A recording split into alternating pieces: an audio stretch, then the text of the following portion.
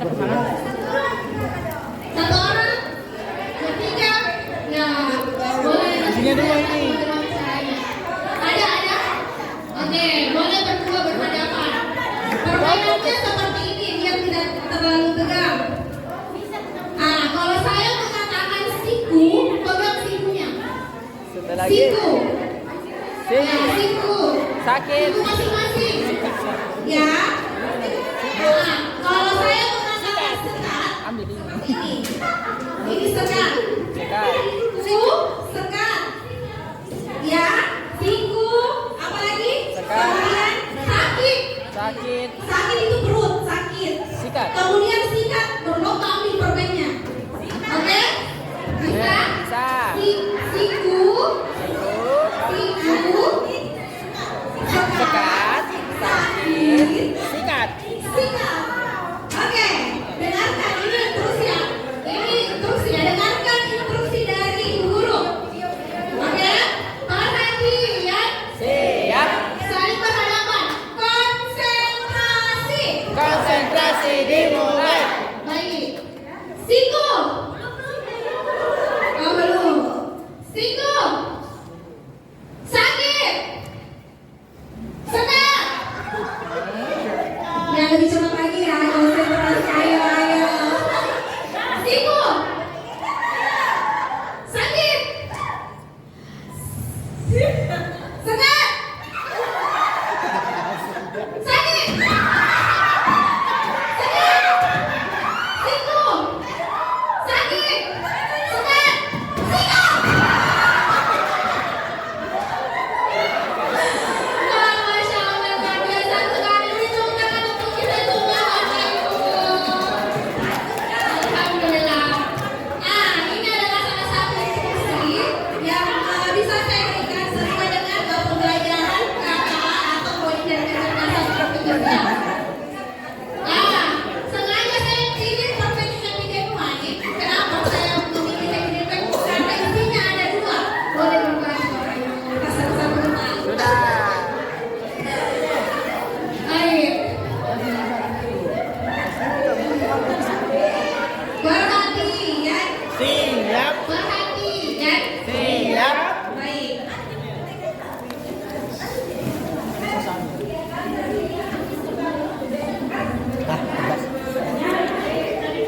Nah, Langsung di. sesuai dengan kurikulum yang saat ini yang sedang kita gunakan.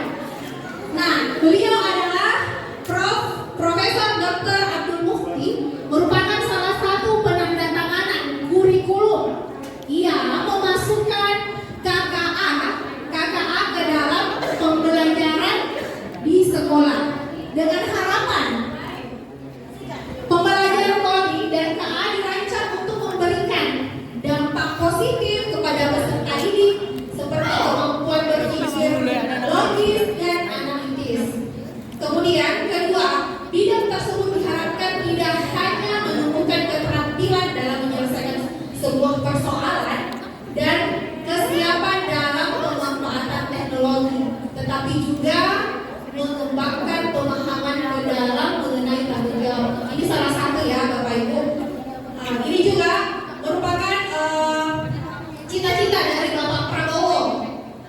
Yang paling penting yang harus sekarang itu adalah yang cita-citanya adalah yang poinnya memperkuat sumber daya manusia dan memperkuat iptek sehingga KKA ini masuk dalam proses pembelajaran di sekolah.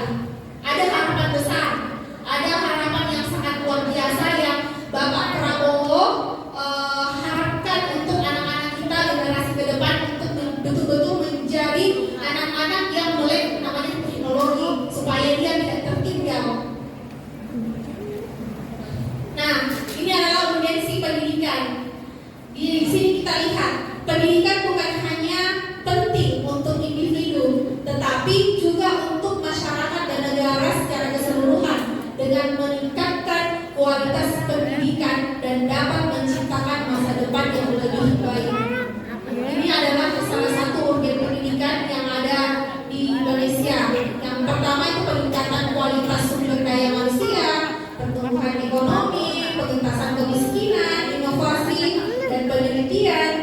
keberlanjutan lingkungan dan adaptasi terhadap perubahan. Dan banyak sekali perubahan-perubahan itu yang insya Allah nanti dengan adanya pembelajaran coding dan kecerdasan artifisial ini mudah-mudahan menjadi bekal untuk anak-anak kita bisa menghadapi masa depan. Yang apa tadi Pak? Yang 2045 ya, generasi emas. Insya Allah, betul sekali insya Allah.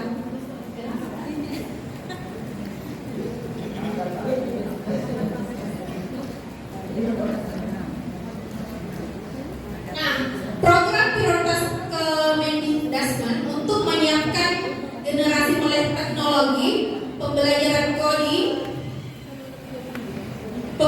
coding dan kecerdasan artifisial.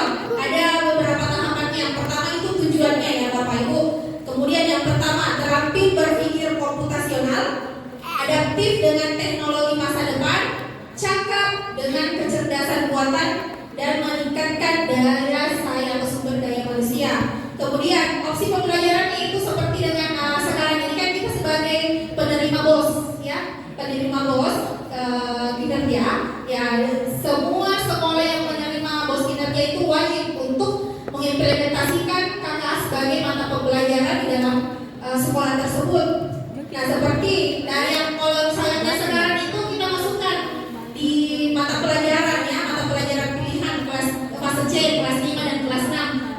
Bisa juga terintegrasi dengan mapel yang ada seperti kayak informatika ya, dia terintegrasi sama juga dengan matematika, bisa karena ada beberapa poin sebentar yang akan saya sampaikan. Kemudian sebagai kegiatan ekstrakurikuler, dia bisa juga masuk dalam kegiatan ekstrakurikuler. Lanjut. Nah, metode pembelajaran coding ini kadang kemarin itu banyak sekali teman-teman yang sama-sama seperti saya yang diutus ikuti kegiatan coding ini. Saya sebenarnya jujur Bapak Ibu, kan kemarin itu pada saat setelah raker itu luar biasa sekali kegiatan. Saya berpikir ya Allah ya Rahman ya Rahim, sampai habis itu asal musnah. Karena apa? Pikirannya seperti ini. Saya masuk pembelajaran coding, pemikiran saya itu membuat program, membuat games, membuat dan lain-lain. Sampai saya bilang ya Allah, saya cuma basicnya bisa di sedikit di Word, paling sedikit di Excel sedikit, bisa di Canva tapi sedikit. Kenapa saya yang diutus untuk mengikuti kegiatan KKA ini? Tapi ternyata saya beserta peserta yang lain sebelum masuk itu pemikirannya sempat loading, bukan di coding, putar nih, loading nih. Sampai teman-teman saya bilang bagaimana ini? Oh ternyata setelah kami mempelajari, oh seperti ini. Kita hanya diberikan pemahaman mendasar terkait KKA ini. Baik, untuk metode pembelajaran coding ini ada 3 ya Bapak Ibu. Yang pertama itu dengan menggunakan internet basic, kemudian plug dan unplug. Sebentar Ibu Guru akan mengisi. Jadi jangan kita misalnya dia wilayah terpencil atau misalnya wilayah yang kekurangan internet atau pedalaman. Nah, ada 3 tahapan kalau misalnya mau di dalam pembelajarannya. Misalnya internet base, dia itu pembelajarannya yang menggunakan internet. Tetapi kalau dia plug itu kita bisa mendownload terlebih dahulu. Kemudian bisa menggunakan meskipun tidak tanpa internet, tapi kita bisa menggunakan aplikasi tersebut. Kemudian unplug. Nah ini unplug sangat bagus sekali meskipun kita tidak menggunakan internet, tapi kita bisa menggunakan kayak KPD, games. Nah ini adalah salah satu contoh bantuan Bapak Ibu untuk mengisi. Ini salah satu contoh unplug. Kita tolong dibayar dulu.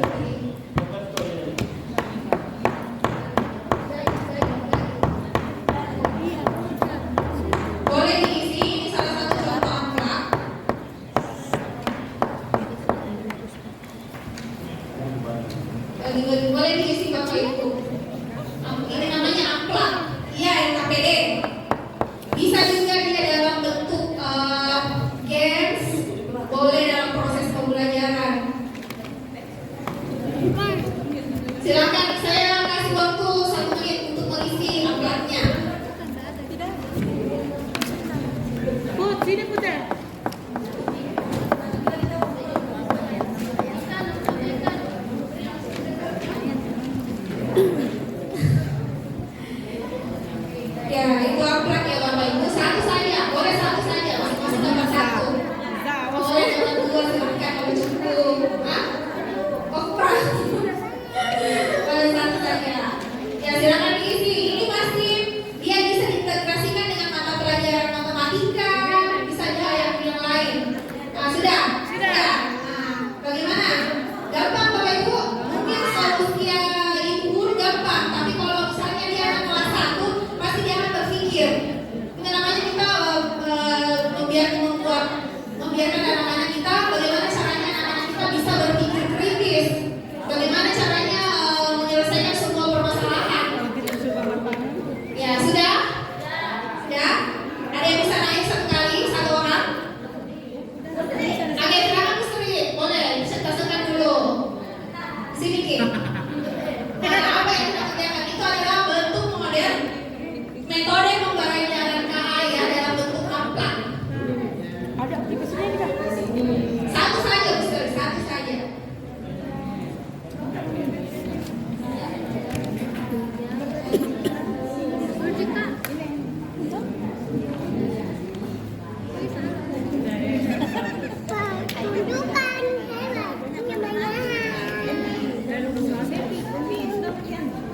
Assalamualaikum warahmatullahi wabarakatuh. Di sini cara saya menyelesaikan soalnya itu dengan melihat warna, mencocokkan warna sebelah kiri dan di sebelah kanan. Itu hal pertama yang saya lakukan. Yang kedua, bentuk dan warnanya. Kalau bentuknya hampir semua sama, tapi yang membedakan itu adalah warnanya. Sebelah kiri dan sebelah kanan itu yang pertama saya melihat dari gambar atapnya, kedua jendelanya, lalu ke dindingnya. Terima kasih. Oke, tepuk tangan untuk Bu Sri. Dapat hadiah Bu Sri. Baik. Nah, itulah tadi. Kalau misalnya anak kelas 1 seperti ini, dia mampu berpikir kritis. Oh, bagaimana caranya? Kenapa bisa seperti ini? Nah, itulah yang diharapkan dari belajar coding dan kecerdasan artifisial. Tidak semua pembelajaran coding itu menggunakan jaringan internet. Kemudian ada banyak juga permainan seperti pengenalan pola, tapi nanti boleh nanti lain kali kita pelajari kembali terkait hal tersebut. Baik, lanjut ya Bapak Ibu karena waktunya sedikit lagi.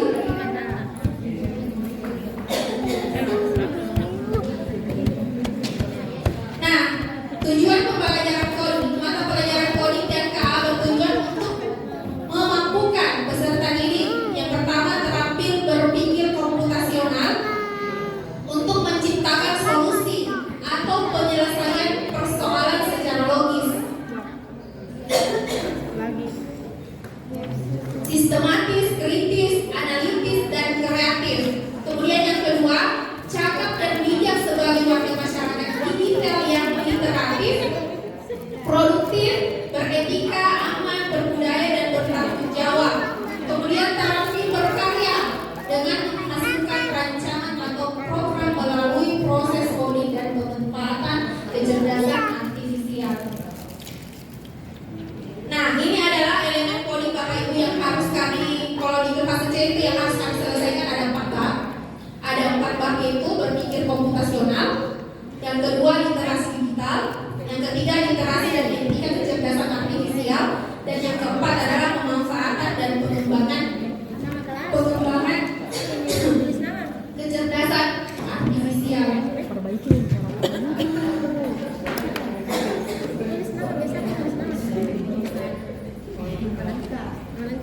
Baik, apa itu coding? Ya, apa itu coding? Pasti gak mikir apa itu coding? Pembelajaran baru lagi pasti pusing-pusing gitu. Baik, coding adalah tindakan dalam menerjemahkan keinginan manusia ke dalam format yang dapat dimengerti komputer melalui bahasa pemrograman. Sekali lagi Bapak Ibu, coding adalah tindakan dalam menerjemahkan keinginan manusia ke dalam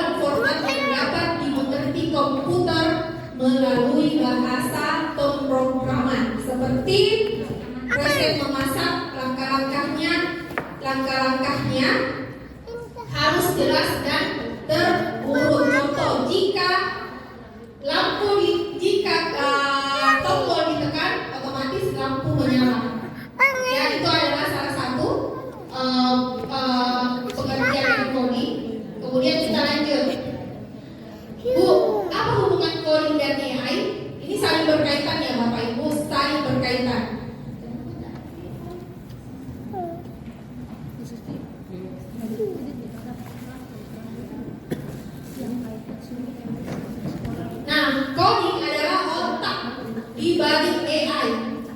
AI bekerja dengan coding dan data. Seperti guru memberi pelajaran, semakin baik codingnya, semakin cerdas AI-nya.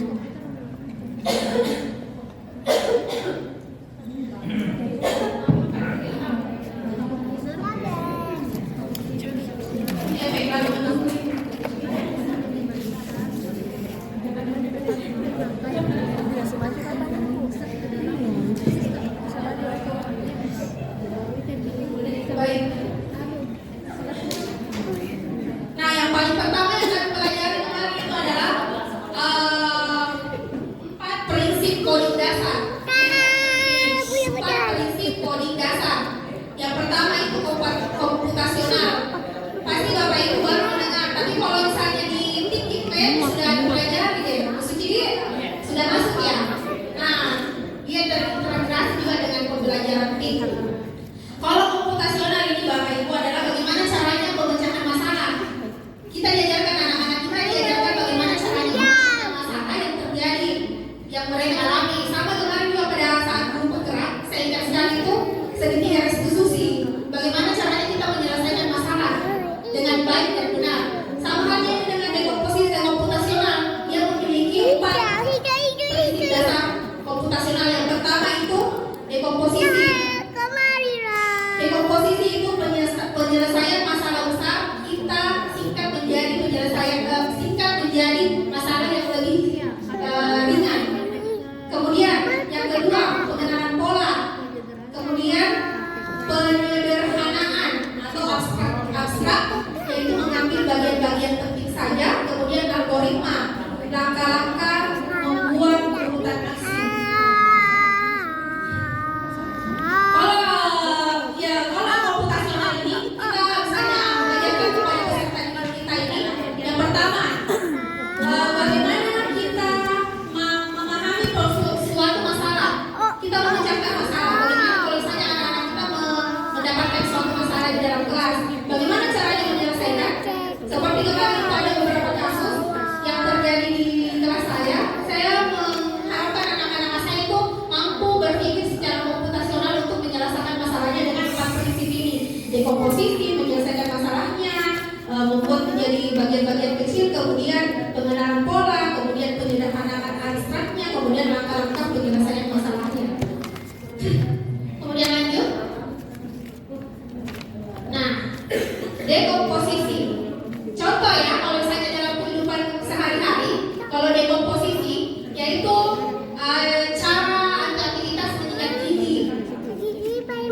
Menyikat gigi. Kalau misalnya kita mau menyikat gigi, langkah besarnya harus kita lakukan apa terlebih dahulu? Yaitu menyiapkan alatnya, menyiapkan sebelum menyikat, menyikat gigi, membersihkan area mulut dan menutup kegiatannya. Itu adalah bagian dekomposisinya. Menyiapkan alat. Apa-apa alatnya?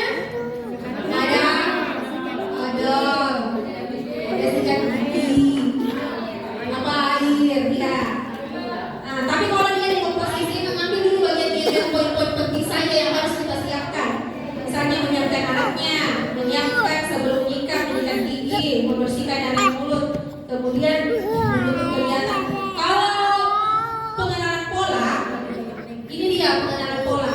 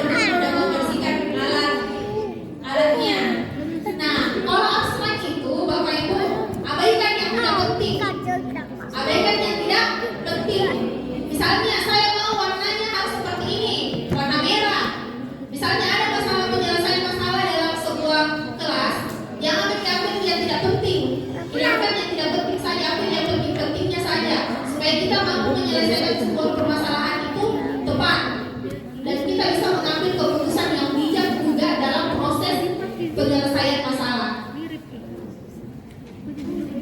Lanjut. Kemudian algoritma. Nah, algoritma menyikat gigi. Contohnya, tujuannya membersihkan gigi secara benar dan sehat. Langkah-langkahnya: ambil sikat gigi, basahi sikat gigi dengan air, tuang pasta gigi secukupnya ke sikat, mulai menyikat gigi bagian depan, bagian bawah, sikat gigi bagian dalam, belakang dan samping dan seterusnya. Itu adalah langkah algoritma. Langkah-langkahnya kita menyelesaikan masalah di dalam kelas. Apa yang pertama kita harus lakukan terlebih dahulu? Yang pertama, pahami masalahnya. Setelah kita pahami masalahnya, kita cari ide, cari ide dan kembangkan solusi. Cari ide dan kembangkan solusi. Kemudian yang ketiga, coba melakukan evaluasi. Evaluasi kemudian selesaikan masalah dengan Bapak Ibu guru mengambil suatu tindakan yang betul-betul tidak berpihak sama peserta didik.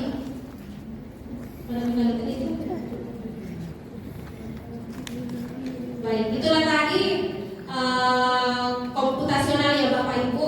Sekarang saya ambil saja poin-poinnya nih karena sudah jam berapa nih? Ini sedikit lagi. Baik.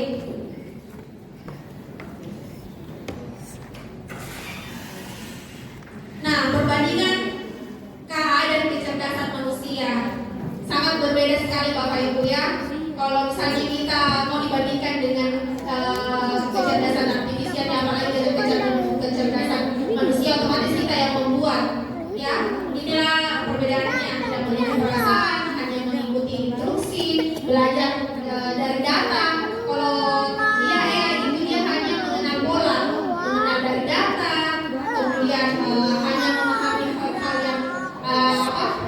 yang memahami hal-hal yang di dalam datanya, kemudian hanya bisa membuat keputusan berdasarkan pola. Tapi kalau manusia bisa berpikir sendiri dan memiliki perasaan, bisa belajar banyak hal, bisa memahami konsep yang luas, bisa membuat keputusan dengan mempertimbangkan emosi, nilai moral dan etika. Lanjut. Ini tak usah ya Bapak Ibu karena panjang. Nah, ini juga penting, literasi digital. Ya, literasi digital yang di bagian bab 2 itu, ini saat ini kehidupan kita sangat dipengaruhi oleh teknologi. Sekarang anak-anak dia tidak diajar teknologi, mereka sudah pintar. Cara menggunakan handphone, bagaimana caranya menggunakan Google Maps, bagaimana menggunakan ChatGPT dan lain-lain, anak-anak sudah pintar semua. Nah, itulah kadang kita membaca. Kadang kalau saya itu di rumah membaca dengan menggunakan smartphone, saya bisa mencari informasi di HP, melalui Instagram, TikTok dan lain-lain. Itu adalah salah satu bentuk literasi digital yang saat ini sedang kita lakukan. Lanjut ya Bapak Ibu. Nah, inilah jenis-jenis teknologi digital: perangkat keras, perangkat guna, internet, kemudian media sosial, teknologi penyimpanan digital, dan teknologi pembelajaran digital. Nah, ini pemanfaatan kecerdasan artifisial untuk kehidupan manusia. Kecerdasan artifisial atau KA adalah kemampuan komputer atau mesin untuk berpikir dan belajar seperti manusia. Kecerdasan artifisial dapat membantu kita dalam banyak hal seperti menjawab pertanyaan, mengenali wajah, dan memberikan rekomendasi film yang kita sukai. Kalau di handphone itu, AI itu sering kita gunakan, apalagi kalau misalnya pengenalan pola. Boleh, kalau misalnya kemarin itu menggunakan handphone, kita kan mengenal pola. Misalnya Face ID. Kalau misalnya HP saya dibuka oleh Bruno, otomatis Bruno tidak bisa buka karena kan polanya saya, pengenalan pola. Tapi kalau saya sendiri melakukan seperti itu, otomatis handphone saya bisa terbuka. Mungkin seperti itu untuk pengenalan pola atau penggunaannya dalam kehidupan kita sehari-hari. Nah,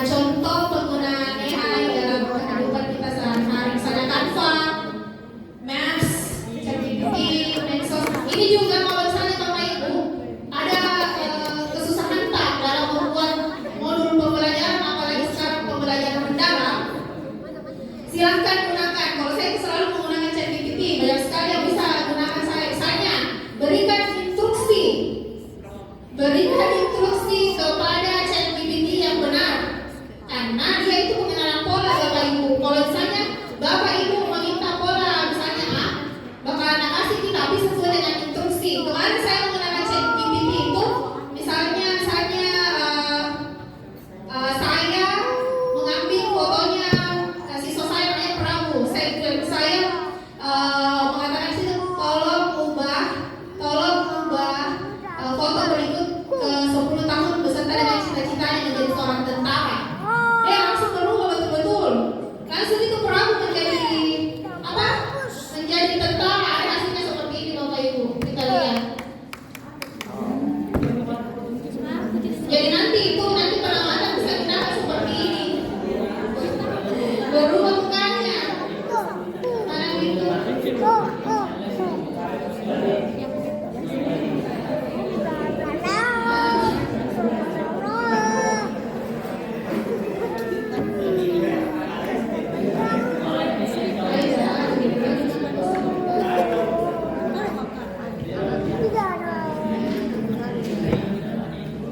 Ya, saya lupa simpan di mana Bapak Ibu. Yang jelasnya kalau misalnya itu seperti itu. Kemudian kalau mau ini pelajaran mendalam, buatkan saya modul pembelajaran mendalam, kasih masuk semua itu sub-subnya. Misalnya A apa, B apa, C, D, E, F, G. Ada semua itu langsung muncul semua itu Bapak Ibu. Pembelajaran mendalam serta poin-poinnya misalnya masukkan materi pelajarannya. Ya, sedikit makan yang cairkan dengan saya. Kalau lagi bertanya banyak semua di ChatGPT, Gemini AI itu bisa merubah juga mukanya. Misalnya kemarin juga saya sempat gunakan itu Gemini AI yang mengubah wajah saya berhubungan dengan bapak saya karena saya merasa rinduin. Akhirnya, masya Allah luar biasa sekali aplikasi sekarang Bapak Ibu. Makanya ini pemerintah betul-betul menyediakan atau memfasilitasi pembelajaran KKA dan kode kecerdasan artifisial ini. Bagaimana anak-anak peserta didik kita itu betul-betul mampu menghadapi etika, moral, bagaimana penggunaan teknologi di masa depan. Ini yang bisa saya tangkap dari pembelajaran KKA ini, kode kecerdasan artifisial ini. Itu yang paling penting untuk menyiapkan anak kita ke generasi berikutnya. Jangan sampai nanti kita tertinggal, karena menurut survei itu Bapak Ibu nanti tahun 2030 itu ada beberapa pekerjaan yang hilang karena AI yang paling penting berperan penting dalam dunia bisnis kerja. Sedangkan kita juga sebagai guru tidak boleh ketinggalan. Kita juga harus pintar-pintar menggunakan AI. Kemudian kita menanamkan kepada peserta didik kita bagaimana caranya kebijakan kita penggunaan AI di masa depan.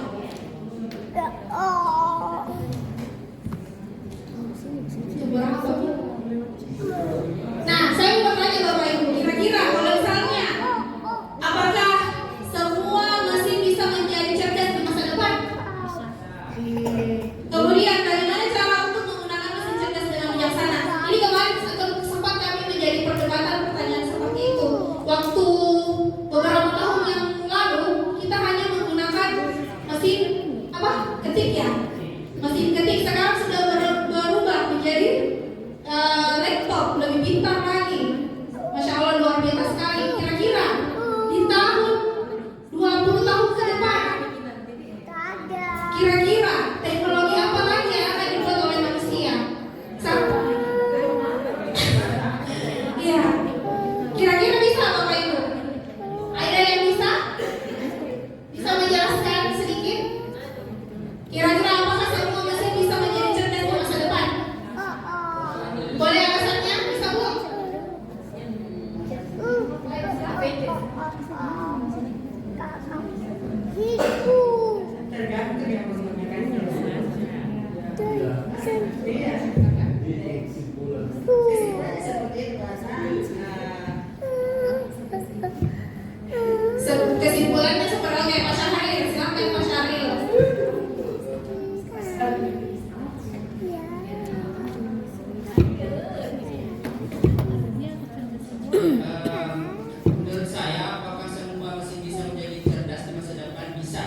tergantung siapa yang menjadi otaknya, yaitu manusia. Nah, itu menurut saya. Iya, betul sekali ya. Karena kita sadar kembali ke masa lalu, banyak yang sekarang di 2025 banyak sekali perkembangan teknologi, apalagi kalau misalnya 2024. Nah sekarang itu ada yang namanya mobil Tesla, tidak ada ininya, tidak ada supirnya, ya, tidak ada supirnya, semua dikendalikan dengan AI. Ya, itu juga. Jadi kalau saya mengatakan ya, ada juga itu Bapak Ibu yang ini yang terbang-terbang, yang di pasar di sininya bisa terbang dia. Jetpack. Jetpack. Iya, luar biasa sekali teknologi sekarang. Jadi itulah persiapan kita sebagai guru, mempersiapkan anak-anak kita untuk menuju ke masa depan yang lebih cerah, tapi dengan pertimbangan bagaimana mereka bisa memanfaatkan teknologi itu dengan baik dan benar. Jangan sampai nanti anak-anak kita cerdas tapi tidak mampu memiliki etika dalam penggunaan teknologi, karena banyak sekali sekarang Bapak Ibu penyalahgunaan etika, misalnya plagiatnya. Nah inilah tantangan di dalam pemanfaatan kecerdasan artifisial. Kecerdasan artifisial atau KA bisa membantu manusia dalam banyak hal, tetapi pembuatannya juga memiliki tantangan. Contoh, tantangan etika penggunaan KA dalam kehidupan sehari-hari semakin luas, termasuk dalam aplikasi yang digunakan oleh anak-anak. Meskipun teknologi ini menawarkan berbagai manfaat, ada tantangan etis yang perlu diperhatikan agar penggunaannya tetap aman. Sama halnya dengan kita penggunaannya itu kemarin itu ada anomali yang dilarang. Karena apa? Misalnya hubungan ada harimau, ekornya ikan, itu tidak mungkin, tidak etis dalam penggunaan AI. Ya, suaranya juga diubah-ubah, kemudian ada juga kemarin Pak Jokowi yang diubah suaranya, diplesetin lah dan sebagainya. Itu juga merupakan tantangan kita untuk menanamkan nilai-nilai moral kepada anak-anak kita.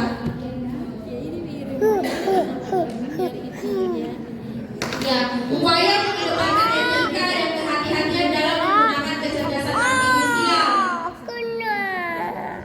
dan dapat dilakukan dengan berbagai cara. Salah satunya adalah menjadi pengguna teknologi yang cerdas, jujur, dan bertanggung jawab. Selain itu kita juga perlu menerapkan beberapa sikap etis sebagai berikut, yaitu berpikir kritis.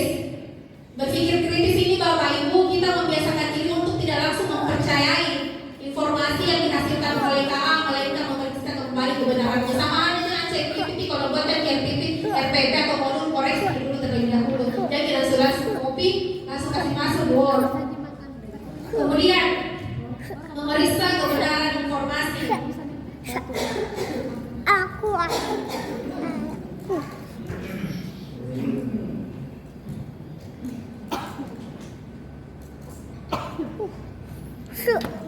Memeriksa kebenaran informasi, selalu memastikan bahwa informasi yang diperoleh benar. Biasa itu ada biasa kita dapat broadcast begitu yang tidak benar, langsung kita share. Nah itu yang langsung Bapak Ibu, karena jangan sampai dengan telinga kita ini untuk disalahgunakan dengan tindakan-tindakan yang tidak baik. Cari dulu informasi akurat yang benar, baru boleh kita mengirimkan tersebut. Itu juga kita tanamkan juga sama peserta didik kita. Kemudian menginformasi dengan sumber lain, mencari tahu terlebih dahulu, bertanya kepada orang tua jika ada sesuatu yang terasa mencurigakan.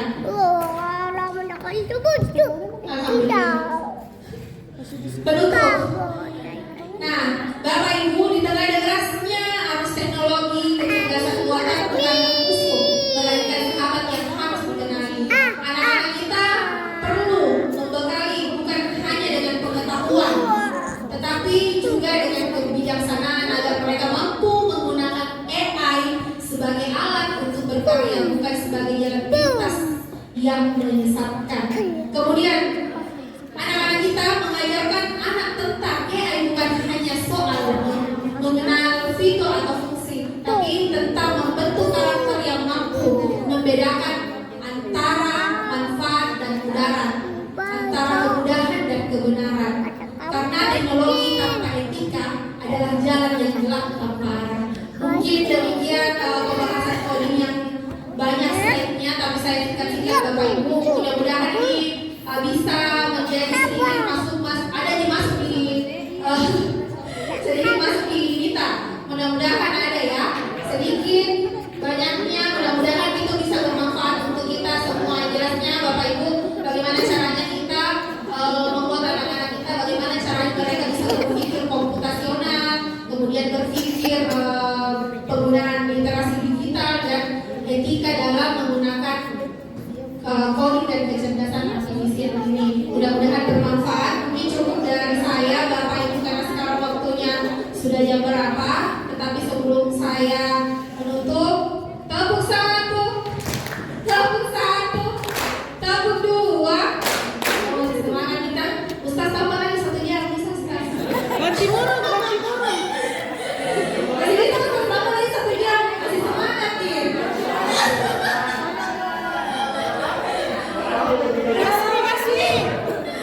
Baik Bapak Ibu, mohon maaf atas kekurangan saya. Saya percaya hanya Allah yang sempurna. Saya manusia biasa yang banyak kekurangan. Mohon maaf kalau ada salah kata. Cukup sekian. Mudah-mudahan ilmu yang saya lakukan bermanfaat untuk kita semua. Baik, terima kasih. Terima kasih dan terima kasih. Assalamualaikum warahmatullahi wabarakatuh.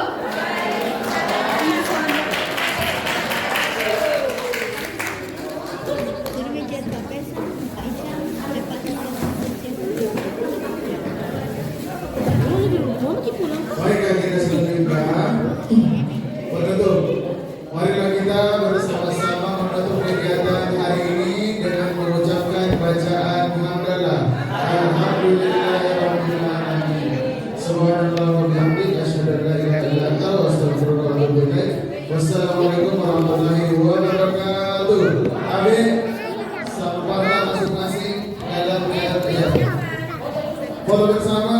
Sebelum membersihkan, kita foto bersama pada rapat belajar berkaitan dengan kegiatan hari ini. Seperti biasa posisinya